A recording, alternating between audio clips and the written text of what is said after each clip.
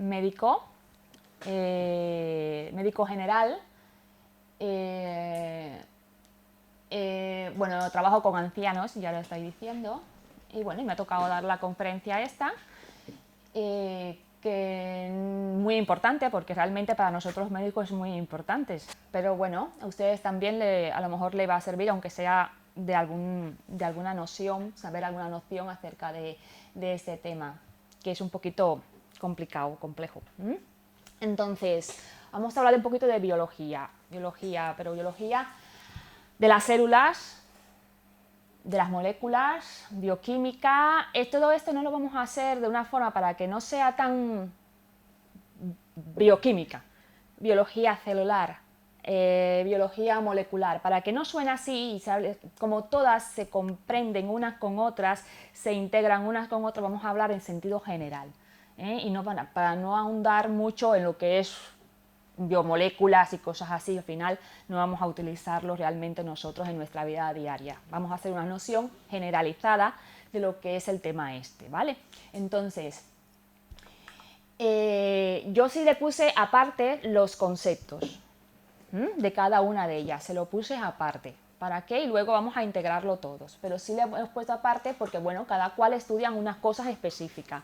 Y la biología celular, que vemos que, como su nombre lo indica, lo que estudia son las células.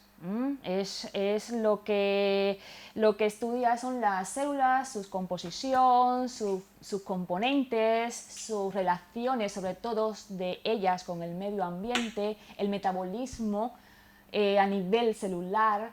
Entonces, eso es lo que intenta explicar o buscar la biología celular. Dice que es una disciplina académica, porque claro, a nivel se estudia, que se encarga del estudio de las células, no hay más. Las propiedades, estructuras, funciones, lo que está dentro de ellas, que son los famosos orgánulos que contienen, y la interacción con su medio ambiente, con su medio exterior. Es lo que en general estudia la biología celular. Aquí dice, al principio, esto se descubrió de momento, no se descubrió así, eso muchos años atrás apareció una cosa que nos dio un impulso grandísimo a lo que es la parte esta, es que se inventó un microscopio, se llama el microscopio óptico. Y con el microscopio óptico alguien vio estas pequeñísimas estructuras que conforman nuestro organismo. Y no es solo nuestro organismo, todos los organismos vivos, ¿verdad? Vieron esas que son como oquedades en los tejidos, eran como huecos en los tejidos. Entonces le dieron el nombre de células, por eso, de cell, viene de la abreviatura cell, que significa hueco. Entonces alguien vio eso y luego, claro, empezaron a estudiar internamente estas estructuras, estas células, que eran una incógnita en aquel tiempo, pero claro, empezaron a desarrollarse diferentes técnicas, por ejemplo, los métodos de tinción, donde teñían con colorantes esas células, veían que podían ver mejor esas estructuras. Entonces aparecen los métodos de tinción. Y luego, claro, lo último fue el descubrimiento o la construcción o el invento del microscopio electrónico, que ya con el microscopio electrónico ya se vieron ya todas las estructuras específicas que integraban o que estaban dentro de las células y todos los componentes y todas las funciones que desarrollaban cada estructura.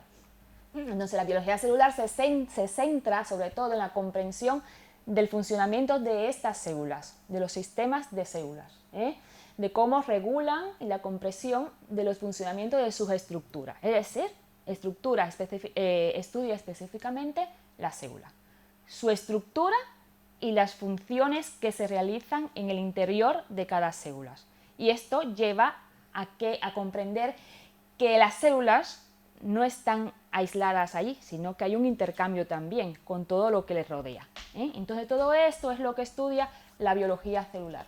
Yo he dicho un montón de cosas, pero se resumen en las dos cositas que hay ahí, ¿vale? Entonces, la biología molecular, hay que seguir ahondando. Ya vimos las células como la parte de afuera, entonces hay que ir introduciéndose en esto.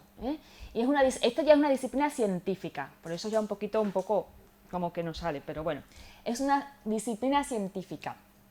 Y el objetivo es, ella estudia todos los procesos que se desarrollan en el interior de la célula, pero desde el punto de vista molecular. Por eso se llama biología molecular. Lo que estudia son las moléculas.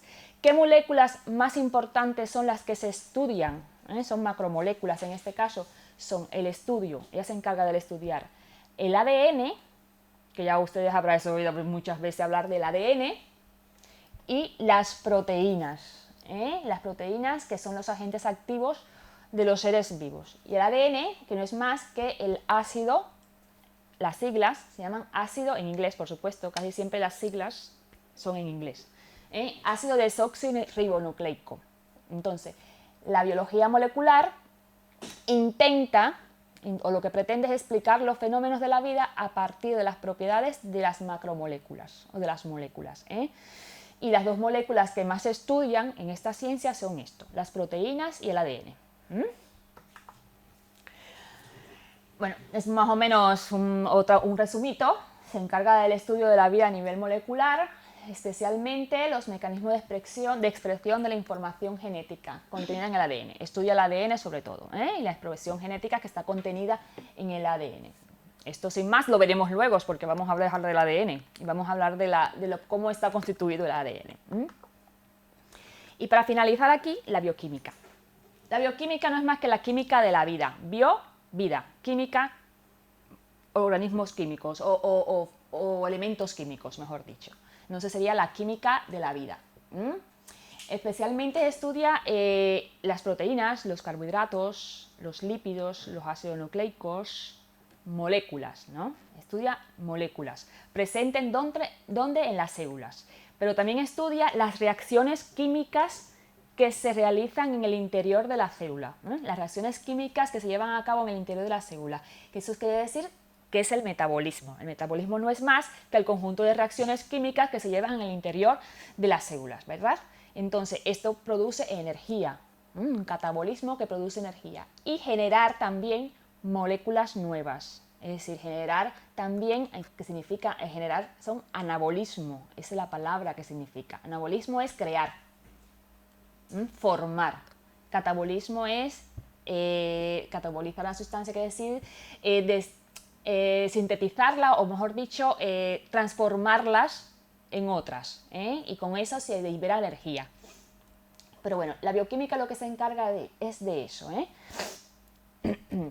Simplemente es del estudiar de las biomoléculas también, las moléculas pequeñas que se encuentran en las células y las reacciones químicas que se producen en el interior de ellas. Lo mismo, la química de la vida se ocupa de esto. Aquí, para resumirlo, es más o menos lo que hemos dicho. Aborda el estudio de la composición química de la materia viva, la relación de su estructura y su función, es decir, las reacciones químicas que se realizan de las moléculas, que son características de todos los seres vivos, así como transformaciones químicas que ocurren en ellos. El objetivo es describir y explicar en términos moleculares todos los procesos químicos que se realizan dentro de las células. Eso es la bioquímica.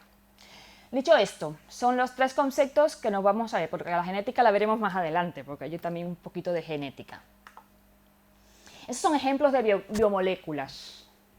Son ejemplos de biomoléculas. Biomoléculas son, por ejemplo, macromoléculas son proteínas, ácidos nucleicos, carbohidratos, lípidos, son macromoléculas, pero están constituidos por pequeñas partículas, que son hidrógeno, carbono, nitrógeno, oxígeno, azufre, que no está ahí, pero el azufre también, el carbono, que está ahí. También el azufre, son elementos químicos que componen todas estas macromoléculas o biomoléculas. Para un resumen, es que la bioquímica, la biología celular, la genética, la fisiología, todo esto está muy por eso les digo que es hablar de todo dentro de todo. Porque la bioquímica la ponemos en el centro porque, bueno, en este momento estamos hablando de bioquímica, pero si os dais cuenta, la bioquímica se interrelaciona y se nutre de muchas otras disciplinas, y las otras disciplinas se nutren también de la bioquímica. Por lo tanto, todo está interrelacionado. incluso con la genética, que la vamos a ver más adelante. Entonces, para entrar un poquito ya en materia, vamos a hablar de las células un poquito. Pero para saber la célula hay que saber lo que es la fisiología. Claro, porque la fisiología no es más que el objetivo de ella lo que hace es comprender las funciones que se llevan a cabo en nuestro organismo, en nuestro cuerpo, desde las zonas más inferiores, es decir, desde la unidad básica, que es la célula, hasta los sistemas de órganos y los aparatos de órganos por los que estamos compuestos, nuestro organismo, por los que están compuestos nuestro organismo, ¿verdad? Entonces, las células son las unidades vivas del cuerpo. Cada órgano es un agregado de muchas células. Cuando unimos muchas células formamos un tejido y muchos tejidos unidos con una misma función hacen un órgano. Y estos órganos después, cuando se unen con otras estructuras con funciones parecidas o semejantes, forman un sistema de órganos o aparatos de órganos, ¿vale? Entonces, la fisiología está encargada de explicar las funciones de todos estos sistemas de órganos, ¿eh? Y todo esto, lo bueno es que no está así aislado en el cuerpo, todo esto está regulado. No puede estar funcionando cada uno por su parte, ¿verdad? Entonces lo que hay que hacer es regularlo y hay un sistema que los regula y eso lo veremos más adelante. Hay un sistema capaz de regular todas estas funciones que estudia la fisiología. Por ejemplo, tenemos el sistema nervioso, por ejemplo, y el endocrino. Son sistemas capaces de organizar y de mantener regulado todas las funciones que se llevan a cabo, tanto a nivel celular como a nivel ya de los sistemas de órganos, ¿eh? Todas las células tienen características básicas parecidas. Todas las células tienen características básicas parecidas. Por ejemplo, el oxígeno se combina con productos derivados de la grasa, los hidratos de carbono y las proteínas. Casi todas las células tienen capacidad de reproducirse. Casi todas las células se nutren. Son individuales. Y vamos a explicar todo esto, el por qué. Hay unos postulados que son importantes que postula, valga la redundancia, y la teoría celular. Hay una teoría que se llama teoría celular. Y yo creo que ustedes a lo mejor se acuerdan de cuando estuvieron en el preuniversitario, en alguna clase, que le hablaban de biología y a lo mejor le postularon estos simples cositas que nos hacen entender pero mucho además. Por ejemplo, los postulados no están aquí, no los he puesto, pero bueno, es importante saber que todas las células, que es la unidad morfológica, aquí más o menos, mira, las células, saber que las células son la unidad básica de cada cuerpo o de cada ser vivo, es la unidad morfológica y funcional que constituye cada ser vivo. Es el primer postulado de la teoría celular. La célula es la unidad morfológica de todo ser vivo. ¿Qué quiere decir esto? Que todos los seres vivos están compuestos por células. El segundo postulado, ¿cuál sería? Que todas las células derivan de una célula precedente. Ese es el segundo postulado. ¿Eso qué quiere decir? Esto refuta algunas teorías, algunas hipótesis que surgieron que las células o la materia viva podría derivarse de algún objeto inanimado o de algunas sustancias inanimadas. Eso lo refuta, ¿eh? Cada célula siempre es derivada de una célula precedente. Y las células hijas serían con las mismas características de la célula que le dio origen. El otro postulado sería que las funciones vitales de los organismos ocurren dentro de las células. Es una maquinaria, la célula es como una maquinaria, una maquinaria que funciona de forma regular y de forma coordinada, con el medio interno y el medio externo. Es capaz de intercambiar. Por lo tanto, esto es otro postulado. Las funciones vitales de los organismos ocurren dentro de las células. Cada célula es un sistema abierto, en constante intercambio con el medio que los rodea. Y otro postulado es que cada célula contiene una información genética, una información genética y hereditaria, impresa como una huella, que garantiza la sucesión de sus características y de sus funciones de generación en generación.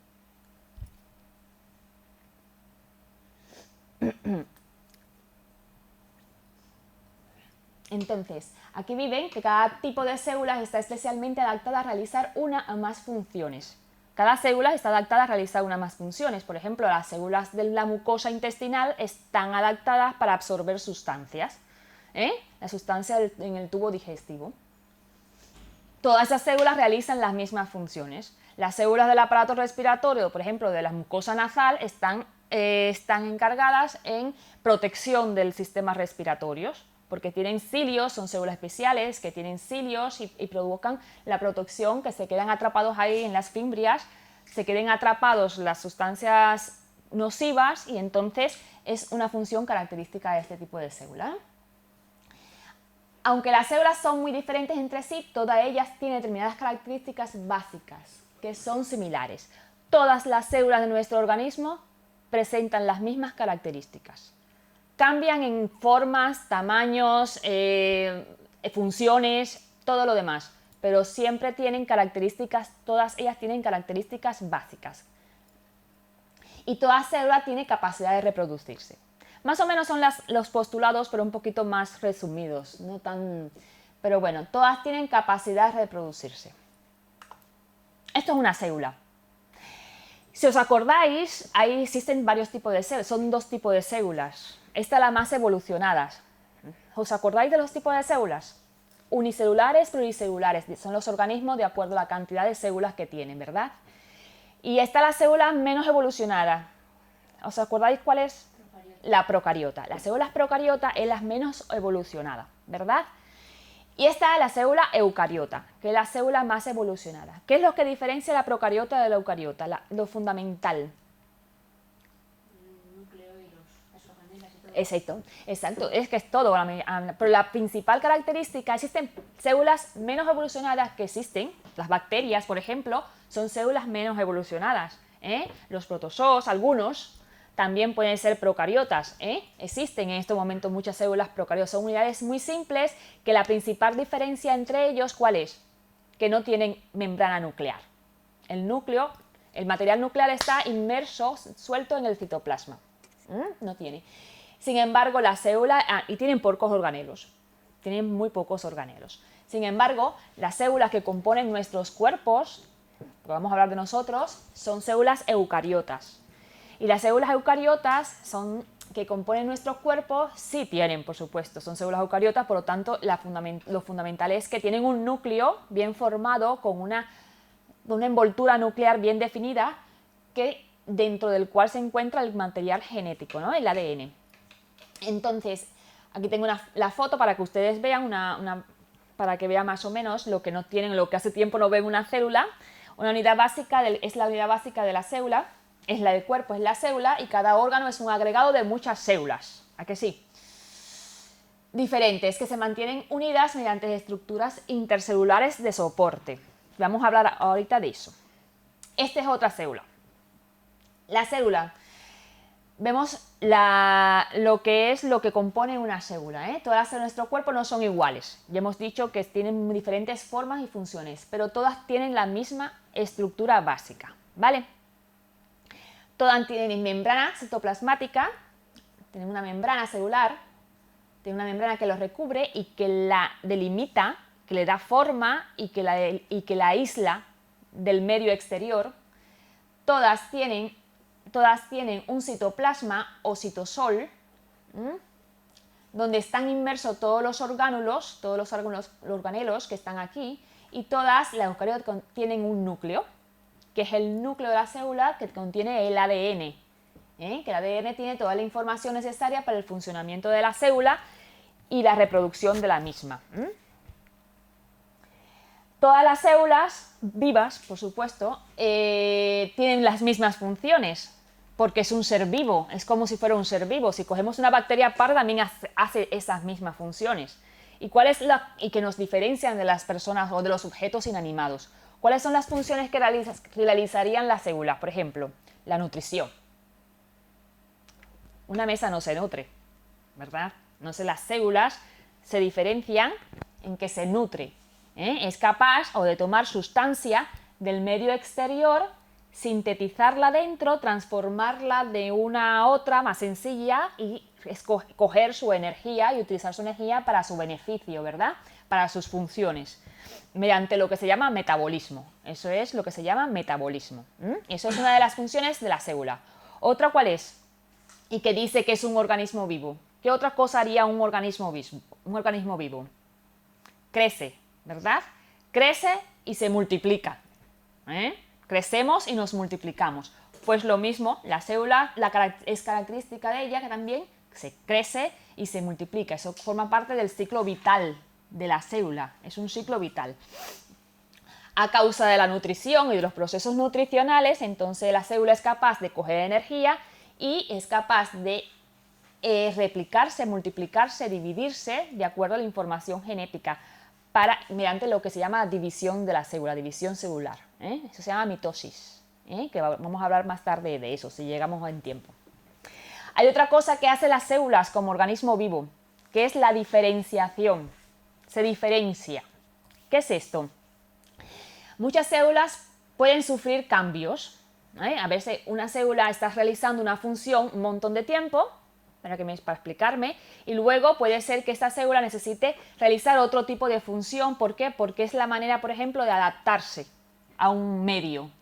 Entonces, una célula que ha estado haciendo cierta función bajo ciertas condiciones, puede ser que las condiciones externas han cambiado y entonces esta, por ejemplo, deje de realizar o de sintetizar ciertas cosas, ciertas proteínas, deje de sintetizarla en ese momento o sintetice, tanto dejar como también hacer nuevas estructuras o nuevas proteínas que realizarán nuevas funciones, ¿vale? Entonces lo que hace es diferenciarse, eso es lo que se llama diferenciación. Esta diferenciación se lleva a cabo durante el ciclo de la célula. Durante el ciclo de la célula será poco a poco, paulatinamente, durante el ciclo celular. Otra cosa que hace la célula como ser vivo es la señalización. La señalización es importante, ¿por qué? Porque es la que capta estímulos y ella responde a esos estímulos del ambiente.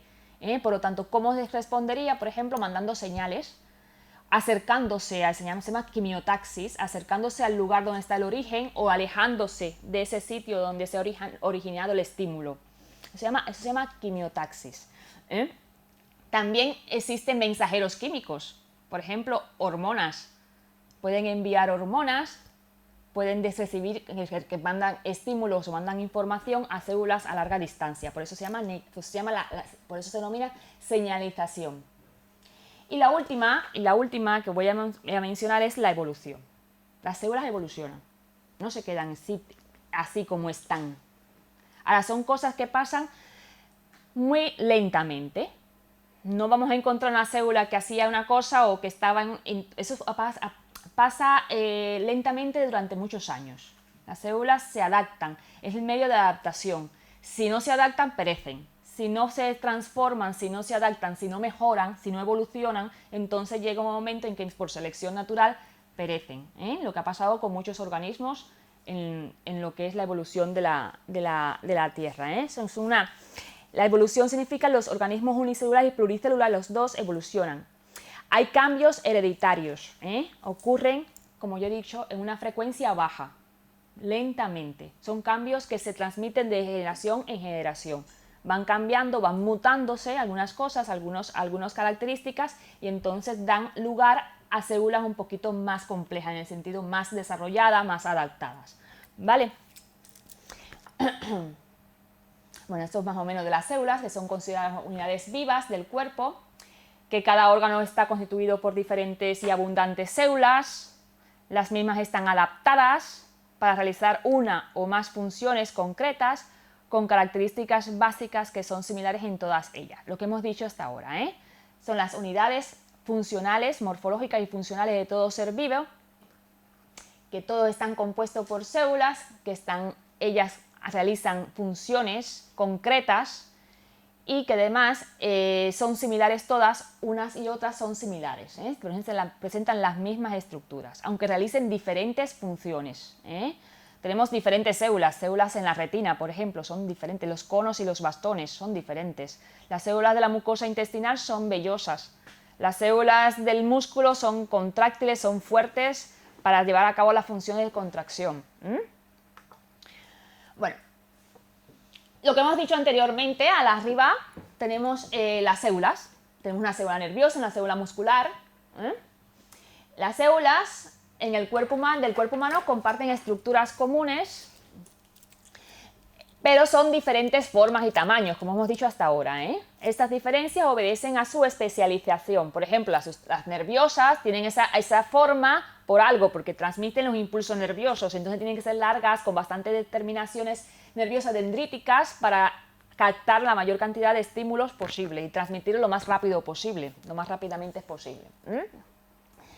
Como yo dije, estas, que son ellas son las del intestinales, por ejemplo, tienen muchas microvellosidades también para transportar el alimento, para transportar el bolo fecal. Entonces necesitan ser así. Esas son las nerviosas, estas son las musculares, que son muy pegadas unas a otras, muy enmarañadas, contráctiles, fuertes para la contracción de la musculatura. Estas diferencias obedecen a su especialización, que en una tarea determinada. La realización de las funciones vitales están repartidas entre todas las células del organismo. Ahora, cuando se unen muchas células, dan lugar ¿a qué? A los tejidos, que es lo que tenemos aquí abajo. Estos son las células independientes y esos son los tejidos. El tejido celular, el tejido muscular y las células del intestino. Un ejemplo que ponemos nada más. El tejido es un conjunto de células con un origen común. Es decir, todas tienen un origen común, todas nacieron y se diferenciaron y van a realizar una función igual. Y una estructura similar. Uy, se me ha salido. Entonces, se me ha echado para atrás. Que están especializados en una determinada función. Esos son los tejidos. Los tejidos están compuestos por células con una función específica. Luego se forman los órganos, que es esto que vemos aquí. Ya vemos, estas son las células intestinales, ya vemos el aparato intestinal completo, el colon y el ilion. Un órgano está constituido por asociación de diferentes tejidos con el objetivo de realizar una función. Un órgano es cuando se reúnen diferentes tipos de tejidos, y forman entonces el órgano. Esto es un músculo, o esto es unas células musculares. En todo caso sería el corazón, sería la musculatura cardíaca, que es el tejido muscular cardíaco. El nervioso, las células nerviosas, el tejido nervioso, y aquí está entonces la unión de todo esto forman un órgano, que es el cerebro en este caso. Y el sistema y aparatos. Sistema y aparatos. Las funciones complejas del organismo requieren una asociación de órganos. Cuando se unen muchos órganos, cuando se asocian muchos órganos semejantes en su estructura y origen, es decir, que tienen las mismas cantidades, los mismos tipos de células, por ejemplo, constituyen un sistema. Si los órganos son diferentes, el conjunto forma un aparato. Por ejemplo, el aparato cardiovascular. Esto es un aparato. El aparato cardiovascular está formado ¿por qué? O cardiorrespiratorio en este caso, porque está formado por el sistema cardiovascular, que tiene más o menos el mismo origen y las mismas funciones y las células más o menos son parecidas, pero se incluye entonces los pulmones, que es de un origen diferente. Entonces forma un aparato, es un aparato de órganos. Sin embargo, al lado tenemos el sistema nervioso representado, que es este. Células con la médula, con los nervios, y todos están formados por la misma cantidad de células, las mismas células o tipos de células nerviosas. Por lo tanto, eso es un sistema. Y aquí tenemos también el sistema digestivo. El sistema digestivo que está conformado, por todos los órganos del sistema digestivo. Y el organismo es el resultado de todo esto, la unión de todos los sistemas y aparatos de órganos, entonces lo que todos forman en conjunto al ser humano, o en este caso al ser humano. En caso de otros animales, los otros animales. Entonces ese es el conjunto. Aquí lo mismo, es una pirámide que se hace más o menos para explicarlo mejor. Desde lo más sencillo, que son los elementos químicos que forman las células, o el interior de la célula, o el interior, que es el carbono, el hidrógeno, el oxígeno, el nitrógeno, el fósforo, el azufre, el calcio, el hierro. Aquí forma unos cuantos elementos químicos que forman moléculas luego, proteínas, lípidos, glúcidos, ácidos nucleicos. Luego estas se encuentran en el interior de las células, formando parte de las células y bueno, y lo que dijimos anteriormente, las células, tejidos, órganos, aparatos y sistemas, y esto va a dar lugar al ser vivo. Esta es la pirámide, cómo está formado el cuerpo humano. En resumen. Y bueno, llegamos al líquido extracelular. Es que las células no pueden estar solas.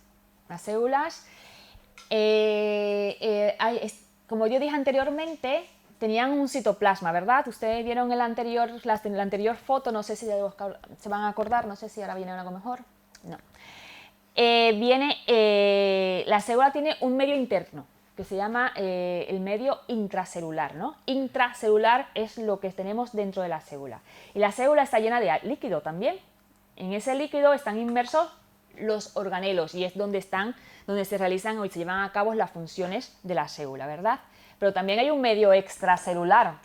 Medio extracelular es lo que encontramos, todo lo que rodea la célula. Y en este medio extracelular también está lleno de líquidos. Hay líquido, el líquido extracelular. El líquido extracelular, bueno, ya veremos todo lo que contiene, pero contiene, ahora tenemos contiene grandes cantidades de iones. Eso sí es verdad, contiene grandes cantidades de iones y vamos a compararlo luego con el líquido intracelular. Luego lo vamos a comparar. Contiene elementos nutritivos, claro. Por los líquidos extracelular, que ya veremos cómo se divide, vamos a recibir oxígeno, vamos a subir las grasas, aminoácidos, todo lo que ingerimos, que es una manera, está en el líquido extracelular, por supuesto de una forma más sencilla, no tal y como lo ingerimos. No vamos a encontrar los bloques de azúcar dentro de la sangre. Entonces, cuenta también con desechos del metabolismo, porque las células, cuando hacen sus funciones metabólicas y se degradan, entonces todos los desechos de las células se vierten hacia el medio extracelular, ¿verdad? Y continuamente se va mezclando por la circulación sanguínea, por difusión entre la sangre y los espacios tisulares. Bueno, vamos a ver esto un poquito mejor. Ay, chico.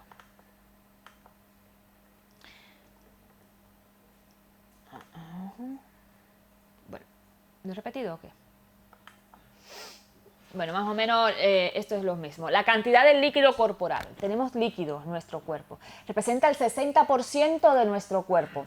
La cantidad de líquidos que tenemos en nuestro organismo. El 60% de un hombre más o menos de 70 kilos es aproximadamente, porque se coge la media, de 70 kilos. Entonces, de ese 60%, un 40%, y ahora vamos a ver mejor, más detallado, un 40% es el líquido que se encuentra dentro de las células, un 40%.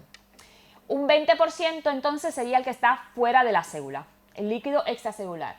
Y de ese líquido extracelular, un 5%, de ese 20, un 5 está dentro de los vasos y un 15 sería intersticial, que ahora vamos a ver qué es lo que es intersticial. Aquí está un poquito más feo porque no hay, pero más desglosado, eso sí es verdad, está un poquito más feo. Pero bueno, ¿cómo se distribuye el agua en el cuerpo? Compartimentos de los líquidos corporales, Tenemos el que siempre hemos dicho, el que está dentro de la célula, es el líquido intracelular, con las sílabas L y C. Y está el líquido extracelular, que se divide. Son varios compartimentos, ¿vale? Entonces estaría el líquido intersticial, que este es el que se encuentra entre las células, pegadito a las células, donde se hace el intercambio íntimo de la célula. Este es el líquido intersticial. Está el líquido, bueno, el que constituye el plasma, lo que es la sangre. El sangre está compuesto por plasma, que es donde se encuentran también los glóbulos sanguíneos y otros elementos de la sangre. Entonces tenemos el plasma, es líquido también. Y tenemos la linfa, que también se encuentran por los conductos grandes que se encuentran en el cuerpo, los vasos. Y tenemos también que contar con el líquido transcelular, que el líquido transcelular es el que encontramos en las cavidades virtuales que tenemos en nuestro cuerpo. Por ejemplo, el ojo El líquido, el humor acuoso es líquido que tenemos en el cuerpo. El líquido cefalorraquídeo que tenemos en nuestro también es en líquido. Todo esto hay que contarlo, ¿eh? En la cavidad peritoneal. Todos los órganos, por ejemplo, en los pulmones, el corazón sobre todo, tenemos pleuras. En los pulmones y en el corazón es una bolsa, es un tejido pericárdico, ¿eh? Y entonces todo esto tiene dos capas, y entre esas dos capas existe líquido para evitar las fricciones y los movimientos expansivos del pulmón, y en el corazón las contracciones cardíacas, para que no estuvieran pegadas, sino es imposible que se movieran libremente estos órganos. Por lo tanto, ahí también existe líquidos. En el tubo digestivo también hay líquido. En las articulaciones y en las bursas, ahí tenemos también el líquido articular, y ustedes van a trabajar bastante con ese líquido.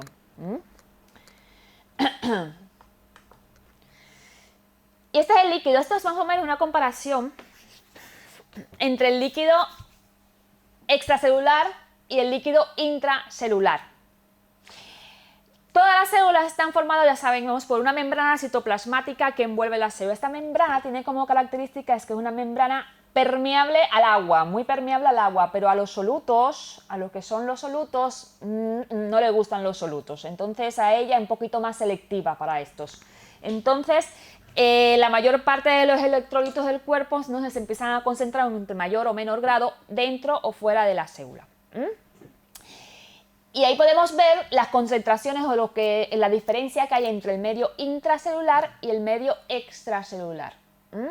Y vemos que en el medio intracelular existe mucho potasio, ¿a que sí? Más que en el medio extracelular. Existe gran cantidad de potasio, existe muy poca cantidad de sodio. Sin embargo, en el medio extracelular existe mucho sodio.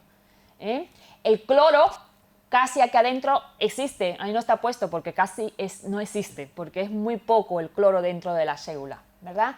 Sí tiene fosfatos. Dentro de la célula sí hay fosfato, y en el medio extracelular no hay casi fosfato. Entonces, más o menos, son pequeñas diferencias que existen. Hay potasio, aquí falta el magnesio también dentro de la célula, es más rica en magnesio. El magnesio es un electrolito muy importante para la célula, para la contracción, para llevar a cabo las funciones. Cuando estamos muy cansados nosotros, nos hace falta ese magnesio. Cuando estamos nosotros agotados, cansados, a veces nos vendría bien a ver, porque puede ser que tenemos el magnesio bajo. Entonces habrá que inducir en la alimentación un poquito de sustancias que contengan magnesio.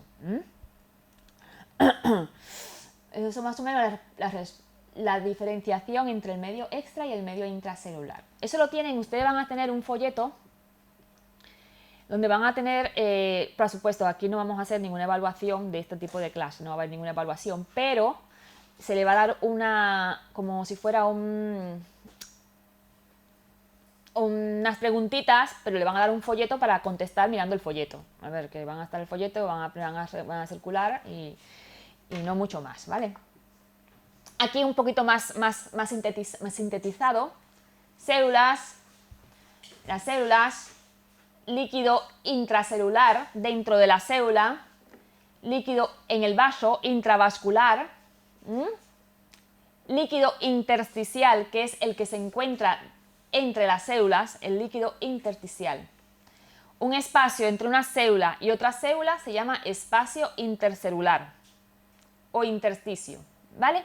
Entonces, lo que hemos dicho antes, está el líquido intracelular, el líquido extracelular, que está dividido en el líquido que se encuentra dentro de los vasos sanguíneos, y los otros el líquido intersticial. Aquí, ¿cuál falta? El transcelular, que es el que se encuentra en las cavidades virtuales, que son las articulaciones, las pleuras, el ojo y todas las líquidos cefalorraquídeos.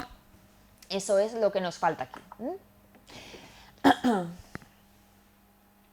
Hablando de estos líquidos, que no vamos a dejar de hablar de líquido extracelular ni nada de eso, pero bueno, todas estas funciones, todas estas cosas, todo este engranaje de las células inmersas en el que es bañada por este líquido extracelular, todo esto está regulado. Nada puede estar en el organismo por estar. Entonces todo esto hay que regularlo. Entonces hay una cosa que se llama homeostasis. No sé si ustedes habrán oído hablar de eso. La hemostasis no es más que es la hemostasis. El equilibrio enteros hay que mantener los líquidos corporales para que estén en armonía o para que funcionen bien, básicamente. Claro. ¿Y tú, para ti, qué es la homeostasis? Es entre el líquido intracelular y extracelular, ¿verdad? El equilibrio entre sales y... Porque yo recuerdo por lo menos. Sí, sí, más o menos, ¿eh? ¿Ustedes tienen alguna...? No, vale, no pasa nada. A ver, la homeostasis es eso, es equilibrio. Eso es lo que hablas a favor de esto. Tenemos que tener un equilibrio interno, del medio interno. Es el equilibrio del medio interno. Esto es un resumito, más o menos. Todas las funciones tienen que estar reguladas. Todas las funciones celulares tienen que estar reguladas. Y de eso se encarga lo que se llama la homeostasis, que es la capacidad de mantener una condición interna estable. Una condición interna del organismo estable, como ustedes muy bien han dicho, una condición interna estable.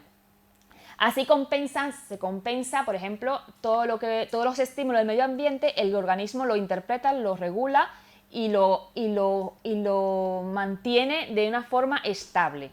Por ejemplo, si tengo frío, en nuestro interior las células captan esto.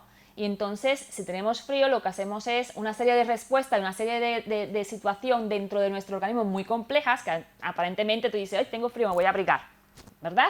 Pero en nuestro organismo se llevan a cabo una serie de complejas reacciones químicas que interpreta que tenemos frío. Y todo eso es regulado, como dijimos anteriormente, por el sistema endocrino y por el sistema nervioso, que nos hace ciertas cosas en nuestro organismo. Por ejemplo, el vello se eriza. Eso es porque tenemos frío. Cuando tenemos frío, el vello se eriza. Titiritamos, porque los movimientos de las músculos... Temblamos. ¿Por qué? Porque cuando contraemos los músculos rápidamente, coge el temblor, entonces eso hace que entremos en calor. Aunque no lo notemos nosotros conscientemente, no lo tengamos. Pero todo eso son respuestas internas que hace nuestro organismo para compensar un estímulo que en ese momento nos descompensó. Nuestra homeostasis en ese momento se está un poquito diciendo que es que el cuerpo no está bien, tiene frío, y que tener mucho frío puede llegar a tener problemas. Cuando uno está en un lugar muy frío y no te sacan del lugar frío o no tomas medidas contra ese frío, ¿qué pasa? Que la homeostasis se rompe, no se viene lo que es la congelación. Entonces puede morir el paciente, la costumbre. La persona puede morir, ¿verdad? De congelación. Entonces, por eso se disparan un montón de mecanismos y que nos hacen buscar abrigo.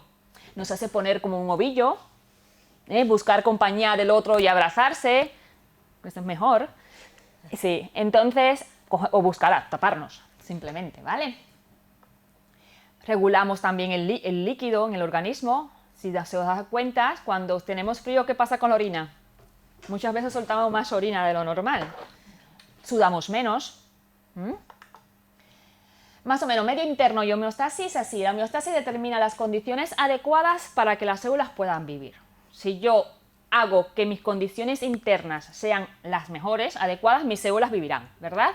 Entonces, es posible gracias a mecanismos reguladores que regulan, que es esto que estamos yo hablando ahora, el sistema nervioso, endocrino y otras cosas que vamos a ver posteriormente, que van compensando las variaciones externas que se producen. ¡Ay, frío! Tengo hambre, sed, tengo tensión alta. Hay muchas cosas que se disparan en nuestro organismo que regulan y mantienen el medio interno en un equilibrio constante. Ello ocurre por el funcionamiento de todos los órganos y, por supuesto, en una integración dependiente de los sistemas nerviosos y el sistema endocrino. Por supuesto, ese es el que rige todo. El medio interno, que está formado por los líquidos que rodean las células. Bueno, porque el medio interno hay que mencionarlos. Cuando hablo de homeostasis es imprescindible mencionar siempre el medio interno. Está formado por los líquidos que rodean las células. El líquido intersticial, el plasma, la linfa, lo que hemos dicho anteriormente. Y el transcelular. Contienen nutrientes, oxígenos que las células requieren para sus funciones. Pero ¿qué pasa? Que es importante saber lo del líquido extracelular, porque por el medio extracelular es que se van a transmitir todas las órdenes y todas las hormonas y todos los estímulos que vamos a captar para responder o regular nuestro medio interno. Pues ese es el líquido extracelular también, chicos. El medio interno y homeostasis. El líquido extracelular está en constante movimiento, eso sí es verdad, no está estático, es una cosa que está en constante movimiento en nuestro organismo, el líquido extracelular. ¿Por qué? Porque tenemos un sistema circulatorio. Un sistema circulatorio que hace que nuestro organismo esté en constante movimiento y moviendo el líquido de nuestro cuerpo constantemente. Que los nutrientes y los gases se mezclan por difusión en los líquidos intracelulares a través. Bueno, esto, claro, existen dos etapas. Cuando el líquido va por el tubo sanguíneo, lo que es el aparato circulatorio como tal, y luego las arterias se van haciendo más pequeñitas, más pequeñas, y empiezan a meterse dentro de los tejidos. Salen una aorta grande, que es la aorta, lo que sale del corazón, que es un tubo así, de gordo, con un montón de sangre, ¿verdad? Y esa es la principal, y va llevando sangre a todos los órganos. Pero, ¿qué pasa? Que a los tejidos pequeños, por ejemplo, a la punta del dedo gordo del pie, habrá que llevar sangre también, porque ahí hay tejidos también, si no la uña se me muere. Bueno, la uña. El lecho unguial se me muere, ¿verdad? Entonces hay que meterse hasta allí. Bueno, por decir alguna cosa. Y hay que llevar también sangre hasta el ojo, por ejemplo. Entonces, estas arterias se van ramificando y se van haciendo cada vez más pequeñas, con un diámetro muy pequeñito, para poder meterse entre las células.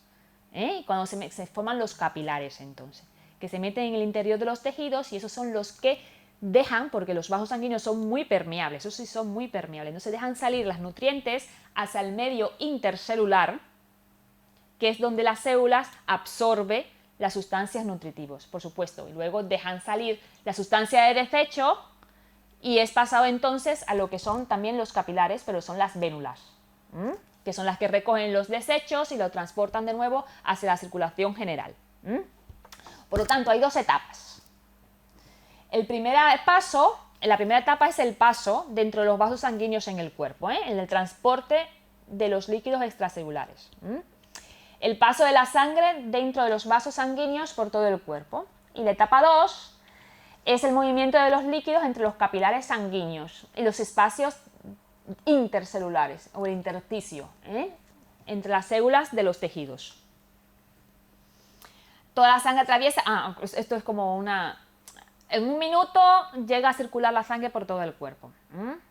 En estado basal, cuando ya, por ejemplo, hasta 6 veces por minuto cuando la persona está muy activa. Así que mira qué rápido se mueven los líquidos en el cuerpo. Y bueno, esta es la segunda etapa. Se crea un intercambio continuo del líquido extracelular entre la porción del plasma de la sangre y el líquido intersticial.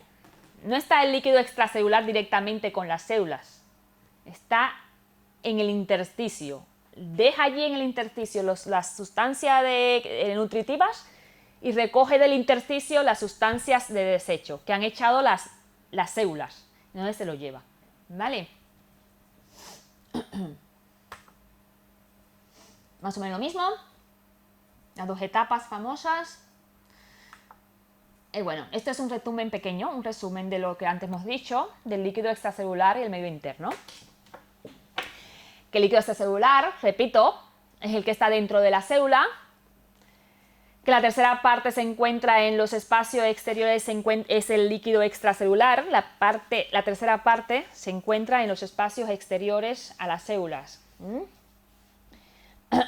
que este es el líquido extracelular, que en el líquido extracelular están los iones, los nutrientes que necesitan las células, en este líquido extracelular, que también es denominado el medio interno del organismo, y que las células son capaces de vivir, crecer, realizar sus funciones especiales siempre que tengan las concentraciones adecuadas de todas estas cosas en el líquido extracelular.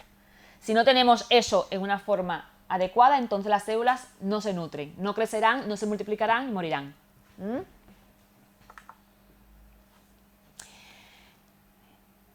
¿Qué pasa si la homeostasis no se regulan bien las condiciones del medio interno? Si se desestabiliza, entonces dicen que aparece lo que es más o menos llamado la enfermedad.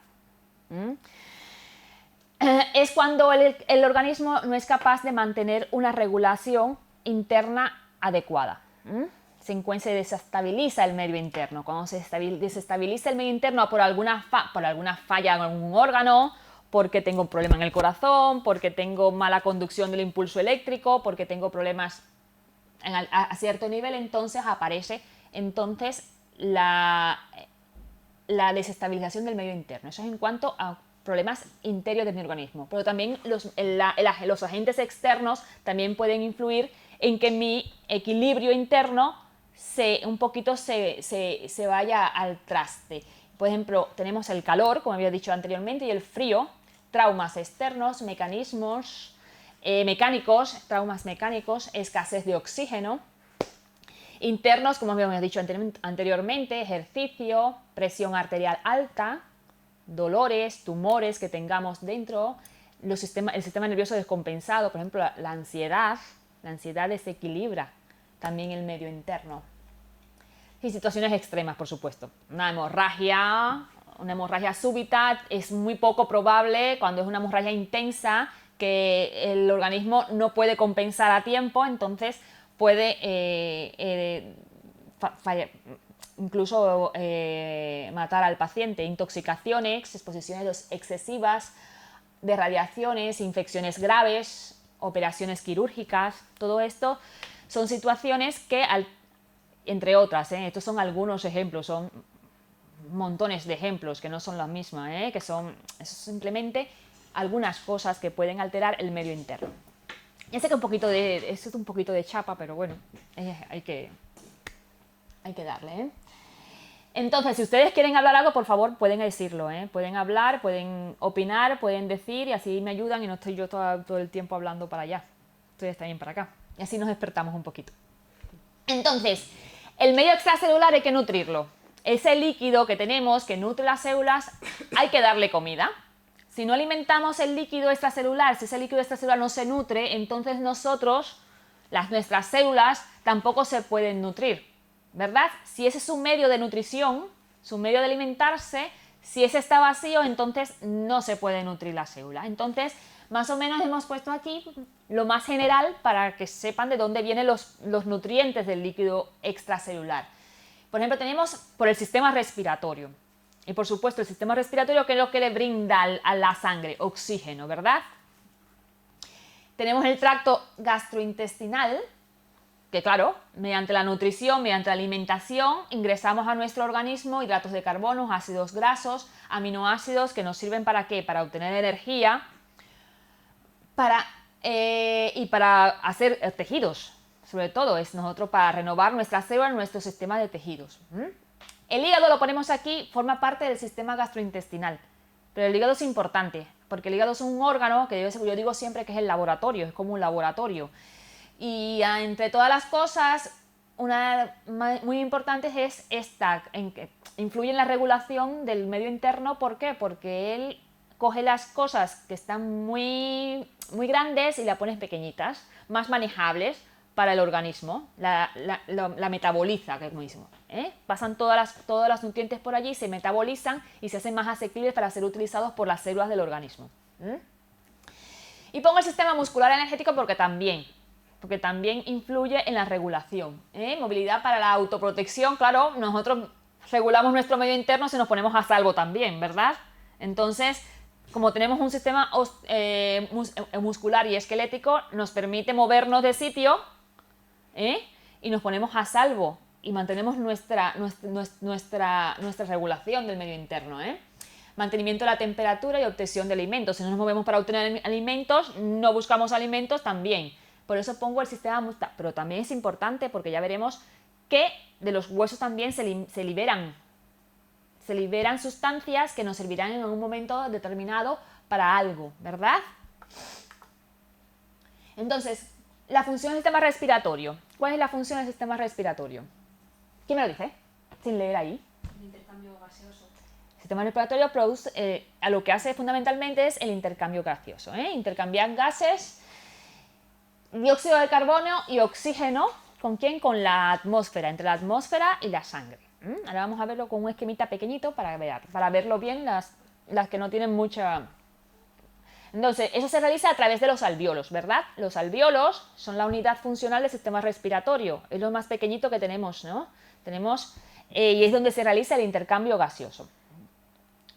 Entonces, también otra es regular el grado de acidez sanguínea, ¿verdad? Regulamos la acidez sanguínea a través del sistema respiratorio también. No solamente por lo que comemos, sino regulamos la acidez sanguínea a través del sistema respiratorio. Por lo tanto, regulamos el medio interno. Expulsamos sustancias volátiles nocivas que si ingerimos sustancias no volátiles o aspiramos sustancias volátiles también por la expiración. Por ejemplo, cuando tomamos mucho vino, alcohol, nuestro aliento como es un aliento etílico. También cuando degradamos sustancias tóxicas, por ejemplo, en una descompensación diabética, también nuestro aliento huele de manera característica, porque son sustancias volátiles que estamos exhalando a través de la respiración. También expulsamos el agua, que ayuda a regular la temperatura corporal, a través de vaporizadores, por supuesto, no es que vamos a echar agua por el sistema respiratorio, a través de vapor, de gotas de fluyo. Entonces, uy, se me pasó. Aquí tenemos una, más o menos, para las que no tengan una idea de más o menos del sistema respiratorio. Sabemos que el sistema respiratorio está formado, bueno, por un tubo, la tráquea, que la tráquea se bifurca en los bronquios principales y luego estos bronquios se siguen ramificando en los bronquiolos, muy bien. Con los bronquiolos. Al final de los bronquiolos tenemos los alvéolos, que son como unos saquitos que tenemos allí, donde llegan o donde están los vasos sanguíneos, ¿verdad? Aquí tenemos una foto más o menos del bronquiolo y del saco alveolar, con los alvéolos. Aquí es donde se realiza el intercambio gaseoso. Esta es la unidad funcional del sistema respiratorio. Aquí lo vemos, una sangre rica de dióxido de carbono que viene y se oxigena a este nivel de los alvéolos y luego se carga de oxígeno el vaso. Y este vaso va rico de oxígeno hacia el corazón para ser expulsado luego para la circulación general. Bueno, la sangre atraviesa el organismo, fluye hacia los pulmones, capta el oxígeno a través de los alvéolos, adquiriendo así el oxígeno necesario para las células. Y por supuesto, este oxígeno, al pasar al corazón, entonces el corazón es que lo impulsa hacia todos los tejidos, para nutrir los tejidos. El oxígeno junto con las demás sustancias nutritivas. Esto es más o menos el intercambio de dióxido de carbono, oxígeno, célula, vasos y aquí alvéolos. Un poco más estrechito, más rápido, más controlado. Una membrana, el grosor está mal puesto ahí. 0,4 a 2 micrómetros. Es muy finita para dejar entrar y salir los gases. Bueno, lo mismo, en general. Los alvéolos más grandes. Por si querías verlo más grande, ahí está más grande, el saco alveolar y los alvéolos. Son todas estas bolitas, parecen ¿cómo se llama? Una mora, para mí, con bolitas así, o un ramo de uvas, también puede ser, que sí. Entonces, bueno, todo esto está muy irrigado para garantizar el intercambio gaseosos. Son estructuras importantes, permite la hematosis. Hematosis no es más que eso, el intercambio gaseoso. Así es como se le llama al intercambio gaseoso, hematosis. Permite enviar oxígeno desde el interior de los alvéolos hacia la sangre, que es el líquido extracelular, y difundir dióxido de carbono desde la sangre hacia el interior de los alvéolos. La sangre con dióxido de carbono llega al pulmón, ¿por qué? Por la arteria pulmonar. Eso es un detalle. La sangre oxigenada regresa por la vena pulmonar al corazón que la bombea a todo el cuerpo. Es un detalle porque si ustedes se fijan, esta es la única arteria del cuerpo que va cargada de dióxido de carbono. Normalmente las arterias en el cuerpo humano son las que llevan oxígeno y sustancias nutritivas, ¿verdad?, a las células. Y las venas, que se pintan siempre en los atlas de azul porque está cargada de dióxido de carbono y de sustancia de desecho del metabolismo, ¿verdad? Pues esto es la arteria, mira qué bien, la sangre con dióxido de carbono llega al pulmón por la arteria pulmonar. Pues es la única arteria que va cargada de dióxido de carbono.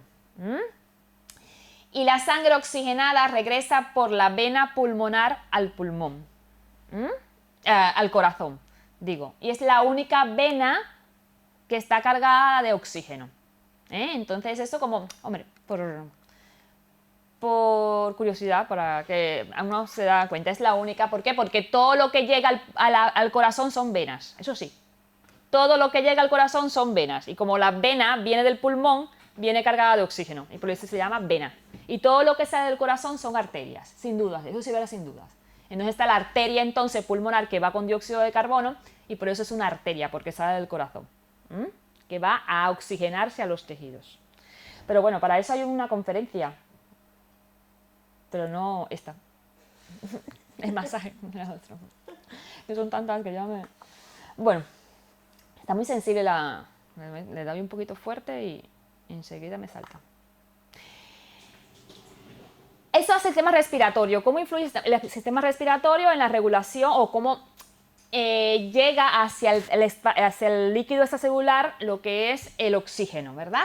El sistema respiratorio. ¿Cómo se alimenta el líquido extracelular? De eso estamos hablando. Pero también se alimenta por el aparato digestivo, hemos dicho. Y esto es un recuento más o menos del aparato digestivo para refrescar las mentes de ustedes de lo que es el aparato digestivo. Hay alguien que lo tenga más fresco, otro menos fresco, pero bueno, para que sepáis que está constituido por estos órganos, ¿eh? La cavidad bucal, que es donde se inicia la alimentación, la faringe, el esófago, el estómago, el intestino delgado, el grueso y el ano. Pongo el páncreas y el hígado como glándulas anexas porque interviene, por supuesto, en la digestión también. Entonces está también el hígado, por supuesto, le falta la vesícula biliar, pero bueno, el hígado puesto porque es el que vamos a mencionar. Uy, echo para atrás. El aparato digestivo. ¿Cómo funcionaría el aparato digestivo? Bueno, lo que hemos dicho, ¿eh? Bueno, la masticación, el aparato digestivo convierte los alimentos complejos en sustancias más simples. Lo mismo que hace el hígado, pero bueno, a gran escala, ¿eh? En sustancias más simples, como masticando, triturando. Cuando llega al estómago, esas sustancias son digeridas por el jugo gástrico, y luego es enviada al resto del tubo digestivo, en el cual se van a absorber las sustancias nutritivas y el agua. Sustancias nutritivas y agua. Y bueno, hasta que se produzca, antes de la defecación, el intestino grueso absorbe agua de los productos de desecho. Por eso cuando padecemos de estreñimiento, las heces salen como salen, duras, porque están mucho tiempo en el tracto intestinal, entonces sigue absorbiendo agua y se secan mucho. Entonces al final lo que queda, el resultado es unas heces endurecidas como piedras, porque se ha reabsorbido mucho, ha estado mucho tiempo en el intestino. Y la función de él es absorber agua. Una vez dirigidos los nutrientes, son absorbidos y pasan a la sangre, que es lo que nos importa a nosotros, ¿eh? La secreción de jugos gástricos está controlada también, ¿eh? Ahí dice tanto, no tato. Yo me he dado cuenta que le falta la N. Vale, entonces la secreción de los jugos gástricos está controlada por el sistema nervioso. Claro, el sistema y el sistema endocrino también. Cuando llega al estómago, el alimento, los receptores nerviosos, claro, se expande, el órgano se expande y entonces eso es un estímulo. Al expandirse el estómago, los receptores envían una señal a la médula del cerebro, no, a la médula y al cerebro. Y entonces se estimulan las glándulas del estómago para que continúen su función o se estimulen la secreción de ácido gástrico, de ácido gástrico para que sigan digiriendo los alimentos. Es un estímulo hasta que, por supuesto, llega a un tamaño el estómago que dice, ya estoy lleno, entonces hay otro estímulo aparte que dice, que también se manda al cerebro, que dice, ya no quiero más comida.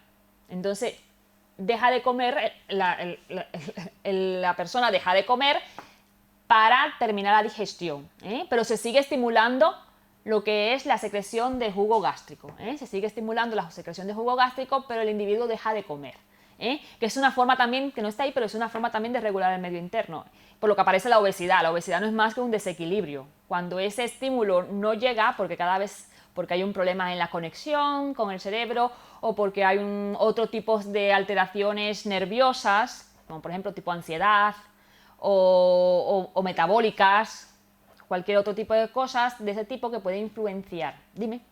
¿Y al revés? ¿Al revés? Que el cerebro no mande la función de alimentar. También puede ser. Un ejemplo, por ejemplo, puede ser las degeneraciones en el sistema nervioso central, o alguna infarto o una isquemia del sistema nervioso central. Hay muchas personas que por ciertas enfermedades del sistema nervioso no reciben el impulso de... Puede ser por lesiones a nivel del sistema nervioso, también puede ser por no tener lesiones y tener alteraciones nerviosas. Por ejemplo, la anorexia o disturbios a ese nivel también puede ser que disminuyan la ingestión de alimentos por esta causa, por diferentes causas, ¿vale? Y otras cosas son las degenerativas, que son muy importantes. Muchas veces se pierde la conexión y no se sabe ni para qué es la comida. No se sabe ni qué es la comida. Entonces, claro, es incapaz el paciente de alimentarse correctamente. Y no tiene hambre o tendrá hambre, pero no es capaz de integrar no tienes la integración para saber lo que es la alimentación. Es muy complejo, porque esta parte es más del sistema nervioso. Pero entonces, hay varias maneras de regular la digestión. Por ejemplo, en este caso, que es para realizar la digestión, para estimular el jugo gástrico, el estímulo no es más que la expansión un poco, se empieza a expandir el estómago y eso es un estímulo que se manda al cerebro como diciendo, está habiendo alimento, hay que digerir. Entonces lo que hace es enviar una información al estómago para que secrete más jugo gástrico. Llega un momento en que la expansión del estómago es tal que ya entonces se manda una información al cerebro y dice, no hace falta, a ver, ya estoy lleno, lo que hace la persona es, a menos que tenga algún problema, que lleva a la obesidad, es parar de comer. Ya estoy saciada, es que no me entra más. La expresión es, ostras, es que estoy súper llena, que come más, no, es que no me entra más, es que tu cuerpo dice que no hay más. Muchas veces cuando intentamos hacer lo que tu cuerpo no lo hace, entonces cuando veremos la vomitona después, búscate un digestivo para tratar de hacer la digestión porque porque has hecho un esfuerzo, has sobrepasado lo que te ha pedido el cuerpo. Entonces has roto tu hemostasia. La has roto instantáneamente, por un momento la has roto, pero el cuerpo entonces ya es capaz de eliminarlo, no te vas a morir por eso. O vomitas, o simplemente estás mal un poco de tiempo hasta que tu cuerpo elimine todo y todo vuelva a la normalidad. O lo vomitas. O te da una diarrea. No, son cosas que pueden pasar pero no es más que consecuencia de la regulación que debe tener el medio interno. Si no, no pasará, ¿vale? Si no, siguieras comiendo sin problemas. Mira las células del aparato digestivo. Yo puse esa foto porque es bonita, porque tienen vellosidades. Las células del aparato del intestino tienen vellosidades y la mucosa del intestino hace criptas, hace invaginaciones. ¿Por qué es eso? ¿Por qué? Porque eso aumenta la superficie de absorción. Hay más superficie de absorción, entonces ingerimos más cantidad de nutrientes que nos hace falta para nuestra supervivencia. Bueno, sangre bombeada a través del corazón, atraviesa la pared del tubo digestivo, absorbe sangre llenando las células del tubo digestivo, atraviesa los nutrientes, llegan a la sangre, los carbohidratos, los ácidos grasos, los aminoácidos que ingerimos. Hacia la sangre, hacia el líquido extracelular. Son bañados y eso va por la sangre, que va por los capilares, luego para el sistema circulatorio y va a llevarnos a donde lo más probable es que vaya al hígado. Es lo más probable que vaya a ser esa sangre. Va hacia el hígado. Y entonces el hígado, que es un laboratorio porque hace un montón de cosas y ahí está más o menos alguna de las pocas cosas, poco he puesto ahí de lo que hace el hígado, pero el hígado es importante porque lo que hace es lo que hemos dicho, metabolizar toda esa sustancia, hacerla más sencillas, más digerible, más utilizable por las células. Porque las células son pequeñitas, yo me pongo a pensar, son pequeñitas y la pobre le hacen falta cositas sencillas, simples para poder alimentarse. Entonces el hígado lo que hace una de las cosas que hace es esto. Las metaboliza, las hace más pequeño todo para que las células, les sea más fácil a las células obtener energía a través de estos compuestos. Más o menos. No todas las sustancias absorbidas por el aparato digestivo pueden utilizarse como fueron adquiridas. Entonces pasan por el hígado y allí él las metaboliza, lo que digo, cambia su composición química. Las hace más simples, más sencillas, más utilizables por las células del organismo. Bueno, y aquí dicen células adipocitos, las que están en los riñones, en las glándulas. Bueno, estas las adipocitos almacenan sus sustancias nutritivas o sustancias, calorías, que pueden ser reutilizadas en el momento que el organismo lo necesite, pero sin más. Y el sistema musculoesquelético, estoy hablando de cómo, para ubicarles, no vaya a ser que estoy hablando mucho y luego ya dice, ¿de qué está hablando esta? Estoy hablando de cómo el líquido extracelular se nutre. Y hemos hablado del sistema respiratorio, el oxígeno, hemos hablado del sistema digestivo, que los nutre con los nutrientes adquiridos en la dieta.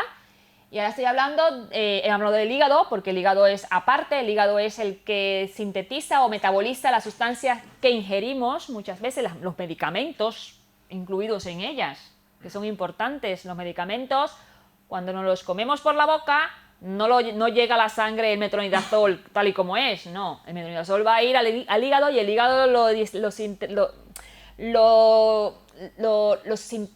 destruye un poco, lo degrada y entonces lo manda después a las células dianas que él tiene que actuar. Pero no lo manda así el metronidazol ahí fuerte, porque si no, no es aceptado por la célula, ¿vale? Y el aparato locomotor proporciona protección, ya lo hemos dicho, protección y soporte a todos los órganos y tejidos. ¿Qué más que eso? ¿Qué más que eso como para regular nuestro medio interno? Si nos protege, nuestros órganos están protegidos por este sistema. Estamos encerrados, nuestro corazón, porque ustedes se creen que está en esa cavidad todo ahí cerradito, lleno de órganos por al lado y de musculaturas intercostales, ¿no? Está ahí súper protegido. La cabeza, el cerebro, que es tan importante, que uno no es importante, ¿dónde está? En una caja. Ahí no entra nada. Cuando las suturas se sellan, ahí no entra más nada. Puede salir a lo mejor, pero no entra. Entonces, el movimiento, gracias a los músculos que se insertan en los huesos, a través de tendones y sus contracciones sincronizadas, se produce el movimiento. Y este movimiento nos permite alejarnos de los problemas o acercarnos a los que nos conviene. Nos alejan de los problemas y nos acercan a la comida, ¿verdad? Para subsistir, ¿a que sí? Nos ayuda a buscar cosas, a buscar protección, a buscar alimentos, lo que sea. Y bueno, mantiene la acumulación de minerales. Es un reservorio. El esqueleto es un reservorio de minerales, de fósforo, de calcio, de magnesio. Todo esto está en los dientes, en los huesos, porque no solamente hablo de hueso, los dientes también. Y cada vez que el cuerpo necesita de ellos, se liberan a la sangre. Por supuesto, ellos no hacen así, se sacuden y echan como si fuera la sal, que echamos sal y ya viene la sal. No, existe un sistema de regulación, sobre todo endocrina, que hace que, por ejemplo, el calcio vaya a la sangre. Esto está regulado por una hormona, una paratormona que tenemos en una glándula, que es la glándula paratiroides, que regula la hemostasis del calcio en nuestro organismo. Entonces, todo esto está regulado, no hay de otra. Pero bueno, en el esqueleto encontramos esto. Hemos enriquecido el líquido encefalorraquídeo, el líquido extracelular, ¿verdad? Lo hemos enriquecido, ¿verdad? Ahora vamos a desintoxicarlo. Ahora vamos a quitar la sustancia de desechos. Si lo hemos enriquecido con oxígenos, con ácidos grasos, con grasas, con carbohidratos, con todas esas sustancias que nos sirven para nutrir nuestras células, esas células, cuando llegan todas esas cosas al interior de ellas, hacen sus procesos químicos, forman organelos, hacen células, sintetizan proteínas en ellas, en el interior de ellas, empiezan a hacer sus funciones, ¿verdad? Se multiplican, terminan su ciclo celular, ¿de acuerdo? Yo soy del intestino, yo voy a hacer 2 células y más intestinales, y se van, entonces están en todas esas, ¿no me entiendes? Y entonces eliminan sus productos de desecho, porque al hacer todo eso, se echan a perder organelos, se echan a perder o sintetizan sustancias de desechos, productos de lo mismo, de todas las funciones que han realizado, y entonces salen al medio intersticial, al líquido intersticial. Y ahí están, ¿quiénes? Los vasos sanguíneos. Y los vasos sanguíneos entonces recogen todas esas detritos o esos desechos.